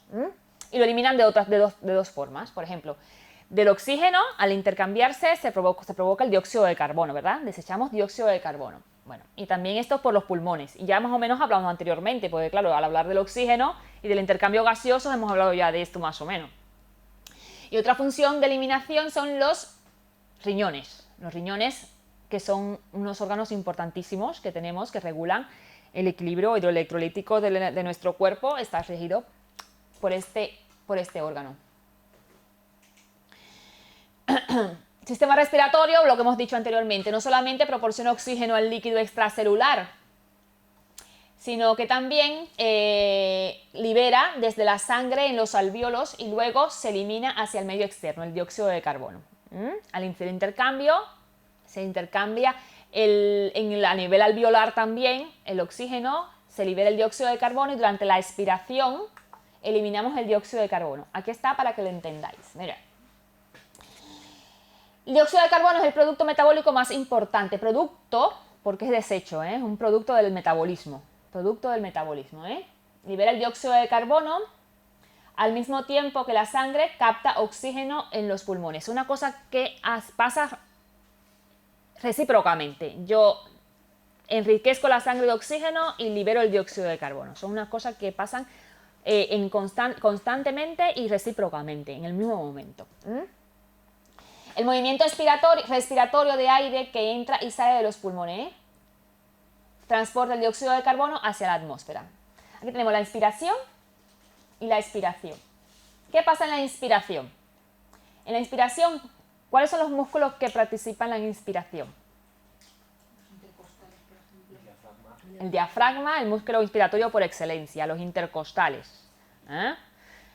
Entonces, ¿qué pasa? Que los músculos intercostales, ¿qué le pasan a ellos? Se contraen. En la inspiración, ustedes tienen que saberlo porque, bueno, lo sabrán cuando den clase de osteopatía, la inspiración, los músculos intercostales se contraen. Por lo tanto, lo que hacen es que elevan las costillas. Al contraerse, las costillas se elevan y se expande. Por eso cuando inspiramos, la caja torácica se expande. Y también se contrae, por supuesto, el músculo, el diafragma. Se contrae también, que hace que también el diafragma, al contraerse, tira de los pulmones hacia abajo. Expanden los pulmones, ¿verdad? Entonces, es el músculo inspiratorio por excelencia. Entonces, eso es lo que pasa en la inspiración. Y en la expiración, ¿qué pasa? Lo contrario. Relajamos, los músculos intercostales se relajan, descienden las costillas. El diafragma, ¿qué pasa? Se relaja el diafragma y el aire entonces sale de los pulmones. Con la expiración es como un fuelle. Sale el aire de los pulmones. Entonces exhalamos a través de la expiración, exhalamos el dióxido de carbono. Bueno, la eliminación del tracto digestivo no es tan difícil. La digestión era más difícil, pero la eliminación ya sabemos que es los residuos.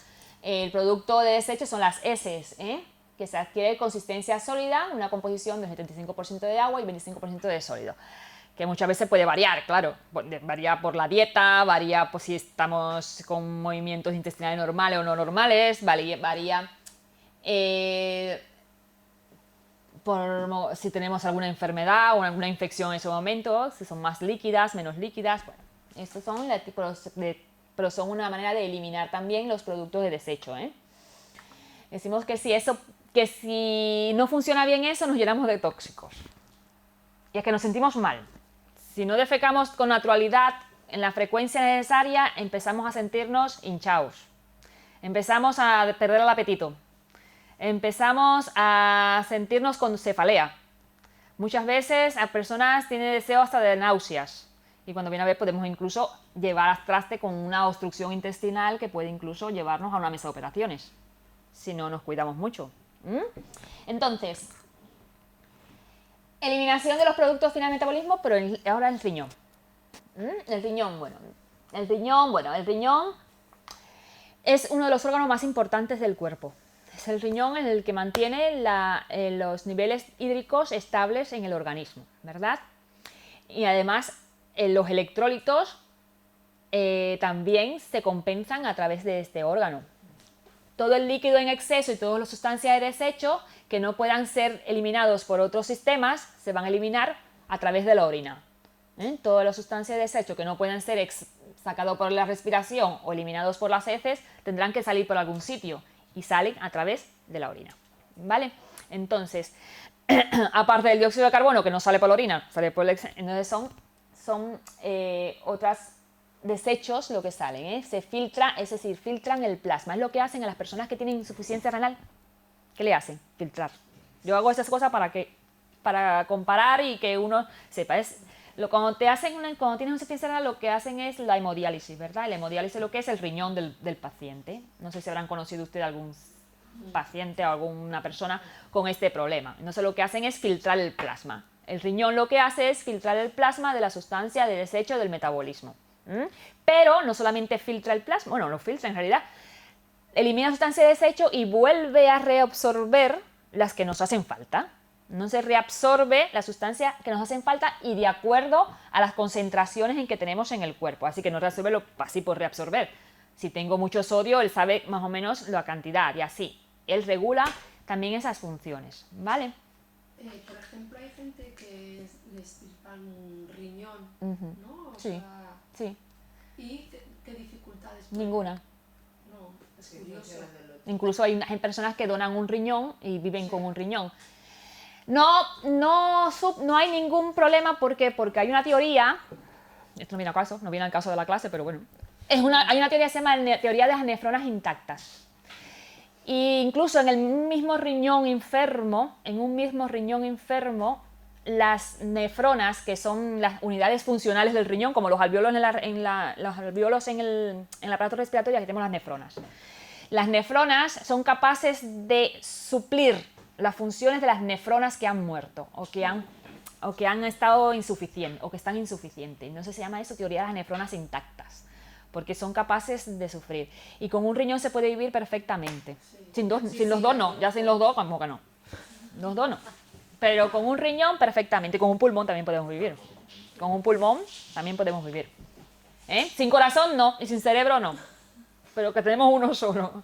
Y si te quitan un riñón, hay que cuidarse mucho el que nos queda. ¿Qué nos queda? Eso sí, hay que cuidarnos mucho el que nos queda. Las personas que son tan buenas y donan un riñón, no te voy a decir a un hijo, porque ya sería, a ver, eso no es ser bueno, eso es lo que es, eso no tienen duda. Pero hay personas que donan a amigos, que donan a amistades, porque su amigo está enfermo y le donan el riñón. Y eso es un acto muy altruista, que diga.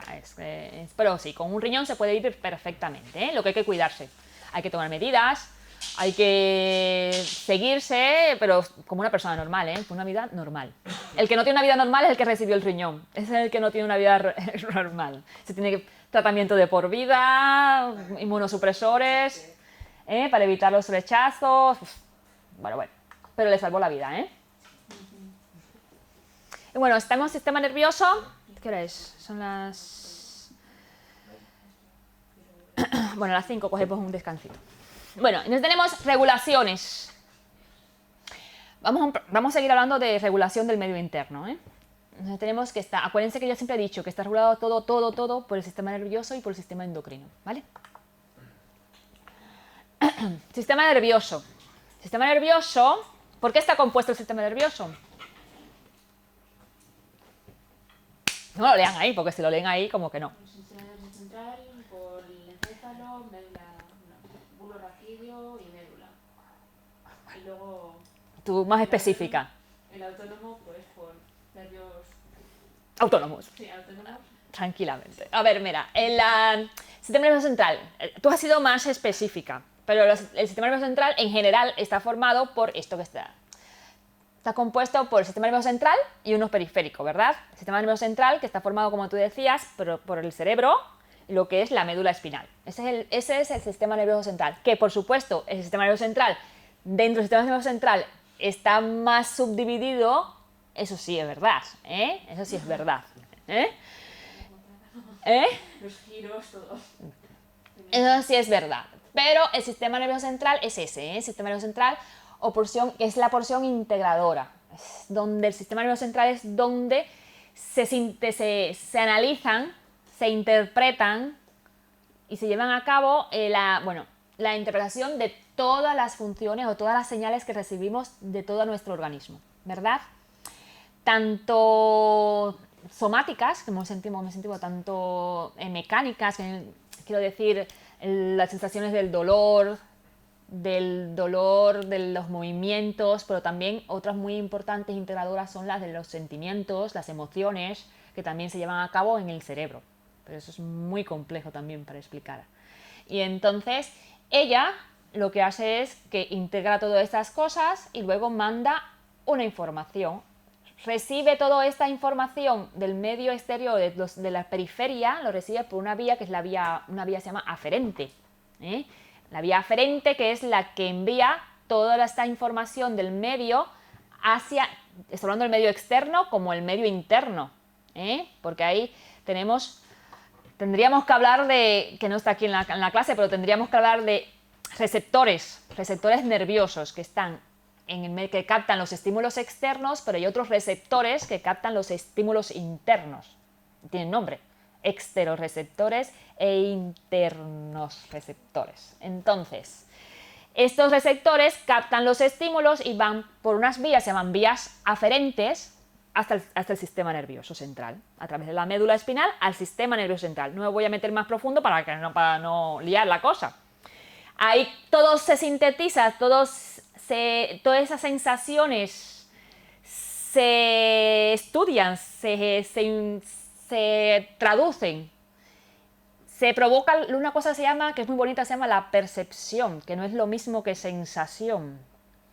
Tú recibes del medio exterior o lo que sea sensaciones, pero hasta que no percibes, no le das respuesta a lo que estás recibiendo. Quiero decirte, yo puedo ver esto y si mi cerebro no está bien, yo recibo la sensación esta, ¿no? Yo estoy recibiendo esa sensación porque la estoy viendo esa sensación. Mis ojos, que son los receptores que están en la retina, están recibiendo esa información y la está mandando a mi cerebro, ¿verdad? Pero si mi cerebro, mi centro de la vista o de la integración, porque está el centro de la vista, pero esto la manda a otro sitio en el cerebro donde que me tiene que decir que esto es un bolígrafo y que sirve para escribir, ¿verdad? Si esto me falla, yo recibo la sensación, pero la percepción me falla.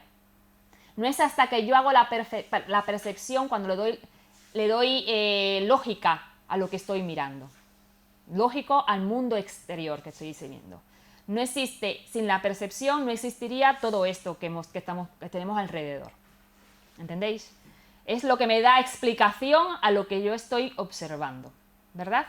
Entonces yo sé que esto es un bolígrafo porque yo lo miro, veo que es algo, pero mi cerebro dice que es un bolígrafo y que yo escribo con él. Si no, las personas, por ejemplo, que están desmenciadas, que tienen un Alzheimer, por ejemplo, le pones el bolígrafo aquí y no sabe lo que va a hacer con él. Él ya está viendo el bolígrafo, está recibiendo la sensación, pero no tiene, la percepción no la está haciendo.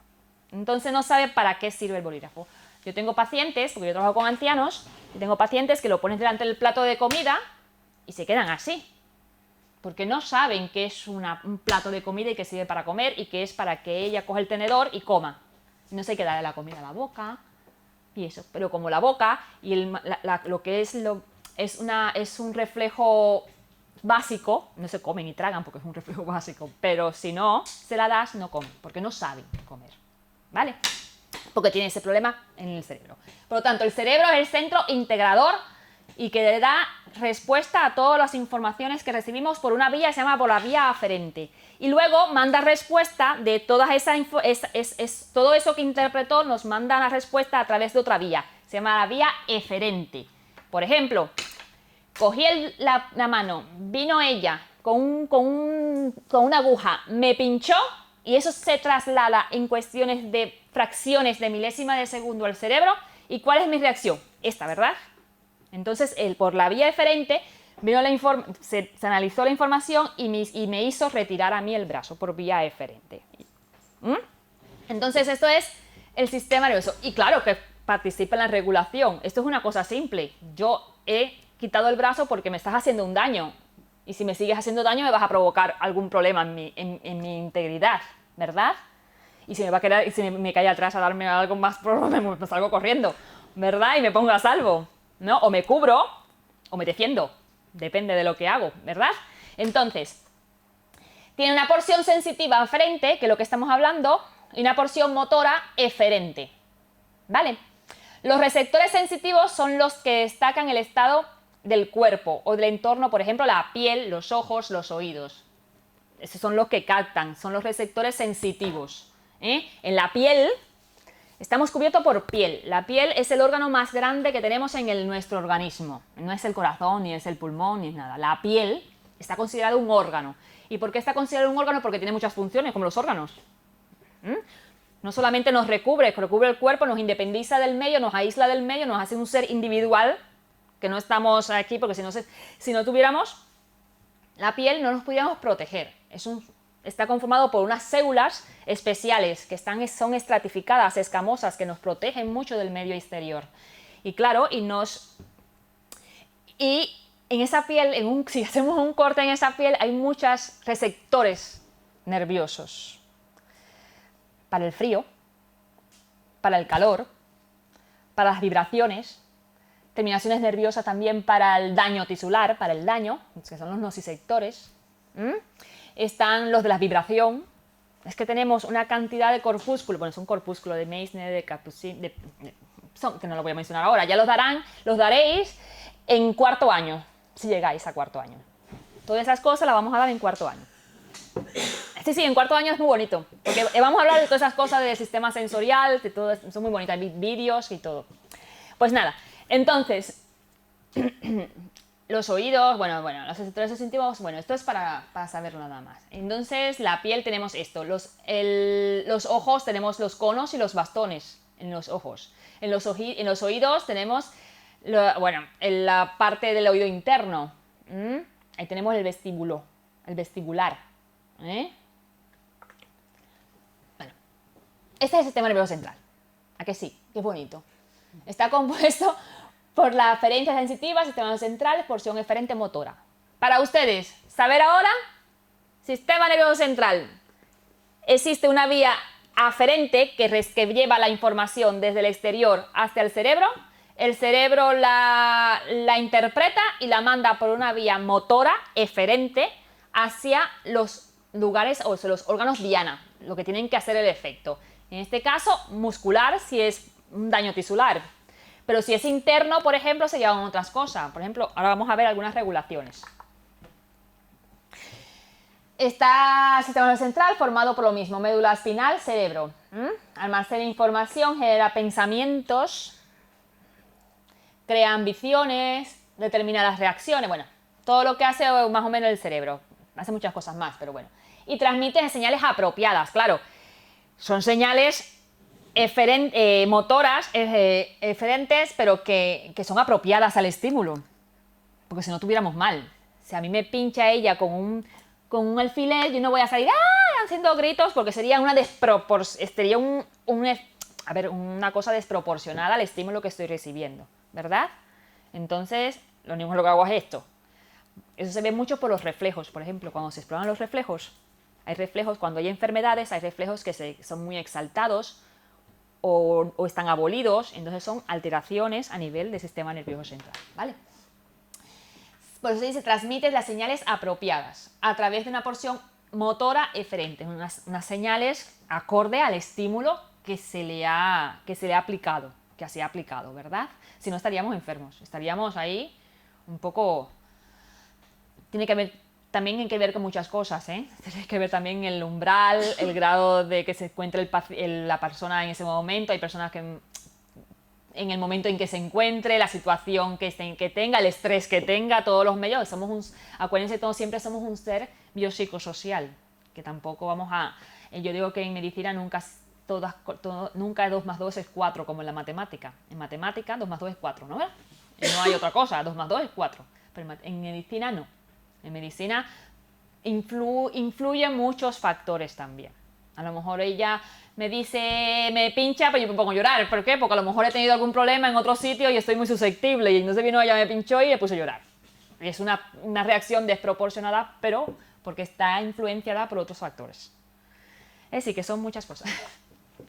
Y está el sistema nervioso autónomo, que ya está diciendo, el sistema nervioso autónomo vegetativo es el que está en el subconsciente. Por ejemplo, una de las cosas que está inervada por ese sistema es el latido cardíaco. Yo no regulo mi latido. Ahora late fuerte, no, ahora late despacio. No, espérate, no late ahora. No. Esto está latiendo y está regulado por un sistema que se llama neurovegetativo, que es igual que el sistema digestivo y las secreciones de las glándulas. Yo no le digo a la tiroide, venga, ahora que voy a correr, venga a echar bastante tiroides. No, hormonas tiroideas, no. Ni le digo a la glándula, voy a comer, empieza a secretar ya. No, eso lo hace el sistema nervioso autónomo o neurovegetativo. Funciona a escala subconsciente que controla la función de los órganos internos. ¿Vale? Ese es el que se encarga de esto. Y es este. Sistema simpático y parasimpático. Son dos sistemas que mantienen la homeostasis, porque se complementan unos con otros, ¿verdad? Si ustedes graban esa imagen, y ahí está la comparación, lo que hace el sistema simpático, lo he puesto así para no ahondar mucho tampoco, pero bueno, para que veáis que más o menos es como el mantener, el parasimpático contrae la pupila, el simpático dilata la pupila, ¿no? Se activa uno u otro en determinantes situaciones que tenga el organismo o el cuerpo. Uno reduce el gasto cardíaco, el parasimpático, el otro relaja los bronquios o acelera el gasto cardíaco también. Bueno, hacen funciones contrarias, más o menos. Se complementan unos con otros, pero hacen funciones contrarias. Pero hace falta eso, porque si no hay que regular el cuerpo. Y si hay uno que, si no tuviéramos mióticas todas las pupilas siempre, ¿no?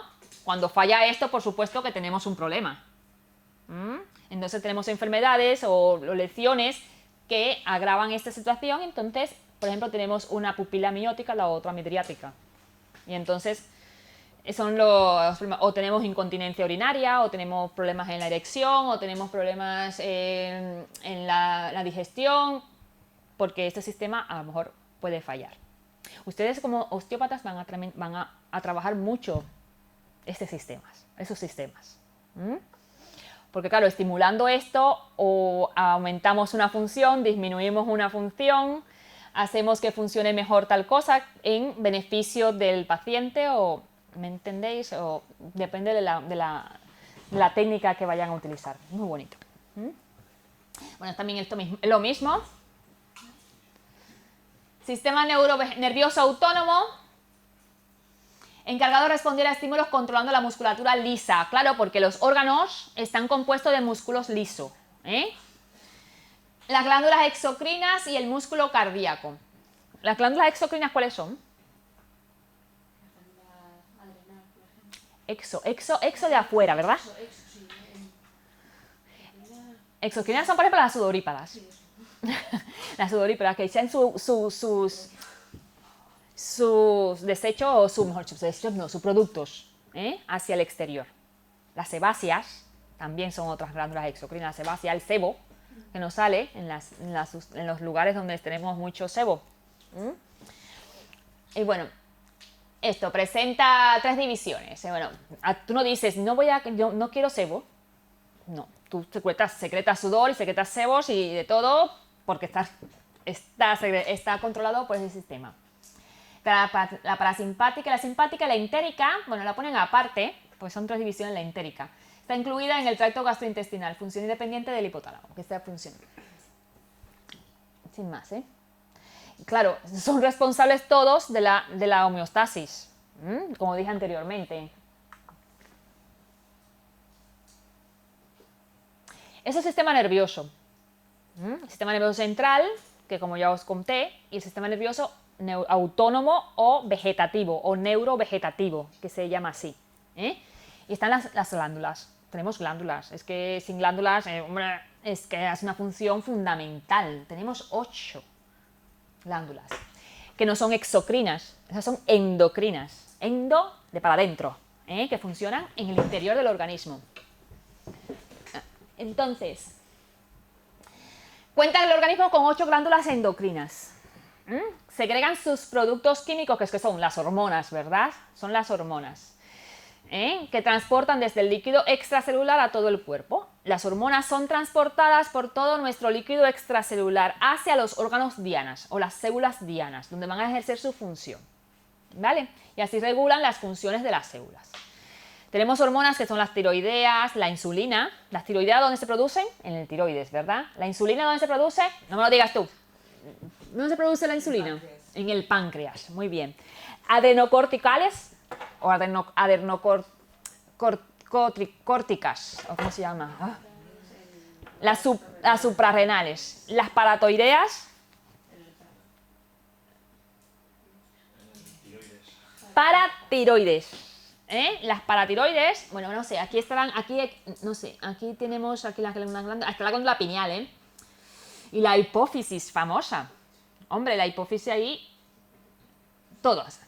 La hipófisis, tenemos una parte de la hipófisis que se llama adenohipófisis, que es la parte de anterior. La hipófisis es como una bolsita así, o como no me acuerdo cómo se puede. Y esta tiene dos partes, una parte de adelante y una parte de atrás, por supuesto. Una parte de adelante o anterior que se llama adenohipófisis, y ahí es donde se forman todos los precursores o todas las hormonas o todos los estimulantes o los factores de estimulación que van a estimular a las glándulas principales. Entonces estas glándulas principales se van a estimular por este factor que viene de ahí arriba, del cerebro, y entonces van a ser las hormonas que ellas producen para ir a las células dianas. Es decir, la hipófisis está dividida en dos, adenohipófisis y la parte de atrás, para no quedarnos cojo, vamos a decirlo, aunque no la vayamos a utilizar, la otra se llama neurohipófisis, que pertenece más bien al sistema nervioso como tal, no al endocrino, ¿vale? La neurohipófisis. Pero bueno, la que nos interesa es la adenohipófisis, que son las sistemas endocrinos, Y hay, por ejemplo, estimulación del ovario, la folícula estimulante, las que nos hacen secretar leche en las mamas cuando la prolactina, que es la que hace secretar la leche en las mamas en las mujeres, o las que desarrollan. Está la TSH, la hormona estimulante del tiroides, que es la que va a estimular el tiroides, ¿vale? Bueno, y así. Aquí está más grande. Hipotálamo, hipófisis, tiroides. Aquí está el timo. El timo no es una glándula, es una glándula, pero no es un. No, el timo, la función fundamental de él es inmunológica. Inmunológica. Eso, el timo, nacemos con el timo y luego con el crecimiento, con la adolescencia, más o menos va involucionando este órgano. Va involucionando, va disminuyendo su tamaño. Va disminuyendo su tamaño. En este caso está pequeño, pero cuando somos niños, pequeños, bebés, tenemos un timo bastante grande. ¿Por qué? Porque le sirve de defensa al bebé sobre las agresiones externas. Más bien del sistema inmunológico y la importancia. Bueno, como había explicado anteriormente, tenemos en la regulación de las funciones la piel, que forma parte de la regulación de las funciones. Mira, aquí tenemos, todas estas cosas que tenemos aquí, a ver si me sale. Estos son terminaciones, estos son glándulas, no se ve muy bien este es un folículo piloso, esto es una glándula también sebácea, que desemboca en el folículo piloso, por eso tenemos sebos, y se nos pone el pelo, la grasa del pelo, que es importante para el pelo. Dejarme que le diga, esto de lavarse el pelo diario, malo, igual que, sí.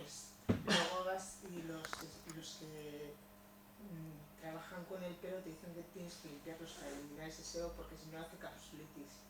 Sí, bueno, a ver, no es lo mismo, a ver, vamos a regularnos, vamos a ponernos la hemostasia. No es lo mismo cuando tú tienes un problema de hipersecreción, que tienes mucha secreción, se te pone el pelo en 2 días con muchas secreciones. Hay personas que son seborreicas, exacto. Entonces estas tienen que tener una higiene cuidada porque puede provocar una foliculitis. Pero una persona normal que no tiene ese exceso de sebo puede pasarse tranquilamente, no lavarse diariamente la cabeza, puede pasar por 2 o 3 días sin lavarse el cabello, que no pasa nada, no pasa nada. Incluso si vas a una consulta de dermatología, no te indican el baño con jabón diario. Una vez por semana. No te lo indican porque se ha dado cuenta que te arrastra toda la protección. Igual que limpiarse los oídos, lo mismo, porque son es protección de tu cuerpo, te arrastra, porque te arrastra las células muertas, te las arrastra, pero también te arrastras muchos componentes, bacterias que tenemos, que viven en nuestro y que nos protegen. Nosotros tenemos unas bacterias que viven, que se benefician de nosotros, pero también nosotros nos beneficiamos de ellas. Y todo eso lo arrastra el jabón. Es mejor usar también productos menos productos emolientes, menos agresivos. Hay jabones para los niños sobre todo, que las madres somos un poco quisquillosas con los niños, queremos limpiarle todo, entonces van y lavan, entonces vienen las dermatitis atópicas, las seborreicas, estas dermatitis atópicas. Lo primero que te manda el dermatólogo es no duchar al niño, evitar el agua caliente y evitar las bañeras, los baños en bañeras. Lo más posible, te manda el dermatólogo y tú dices, a ver, pero sí. Dejas de hacer esas cosas y el niño mejora tranquilamente, además de la alimentación y otras cosas más, pero bueno. Entonces la piel actúa como un importante medio de regulación de la temperatura corporal en el ambiente. También hemos hablado ya de eso también anteriormente, acuérdense con la pirorección, tenemos la pirorección o la sudoración. Dice, proporciona protección contra las heridas, defensa frente a posibles invasores, así como protección de la deshidratación de los tejidos subyacentes. Una piel íntegra, intacta, es la primera barrera de defensa de nuestro cuerpo, sin contar ya las células y todos los mecanismos de defensa que tenemos. Pero la primera barrera de defensa de nuestro cuerpo es la piel. Una piel íntegra, por supuesto. Una piel ulcerada, una piel con alguna herida o algo es una puerta de entrada para que penetre cualquier tipo de microorganismo, ¿vale? Pero bueno, ya tenemos otras líneas de defensa detrás. La estructura del sistema inmunológico. El sistema inmunológico también es importantísimo en la regulación del medio interno, ¿verdad? ¿Por qué? Porque sin él no vivimos. Si tenemos mal el sistema inmunológico nos morimos mañana mismo. Ya está, cogimos una infección y nos vamos. Si ese sistema inmunológico no es capaz de responder, somos vulnerables al ataque de cualquier agente externo e interno. Protege al cuerpo de sustancias potencialmente dañinas. La respuesta inflamatoria o inflamación es parte de la inmunidad innata. Cuando decimos, ay, que tengo la garganta inflamada, es que nos estamos defendiendo. Si nos duele, nos damos, si nos damos un golpe y nos duele una articulación y se nos hincha una articulación, es que nos estamos defendiendo, porque ha habido un daño tisular y está el cuerpo reaccionando ante ese daño tisular que ha habido. Si tenemos una herida, sangramos, ¿verdad? ¿Y qué pasa luego? La sangre se coagula, ¿verdad? ¿Por qué? Porque hay un sistema de regulación interna que está mediada por el sistema hematológico, en este caso, que son las plaquetas, y que van allí y sellan la herida. Y en el sistema inflamatorio pertenece, todo lo que sea inflamación pertenece al sistema inmunológico. Esto ocurre cuando, bueno, las bacterias, traumas, toxinas, calor, cualquier otro factor lesiona los tejidos. Si tenemos un tejido lesionado, lo primero que hacemos es ese tejido se inflama. Y es un mecanismo de defensa, el sistema inmunológico. Y bueno, están aquí los órganos. Están el timo, el vaso, que son las estructuras del sistema inmunológico. Los ganglios linfáticos, que son las bolitas que se nos hinchan. Ay, se me hinchó tengo una adenopatía. Tengo una adenopatía. No sé si ustedes le dirán así. No sé. Ganglios, tengo ganglios. Cuando los ganglios se inflaman es porque, y muchas veces no estás enfermo. Muchas veces, sin embargo, tienes un ganglio inflamado.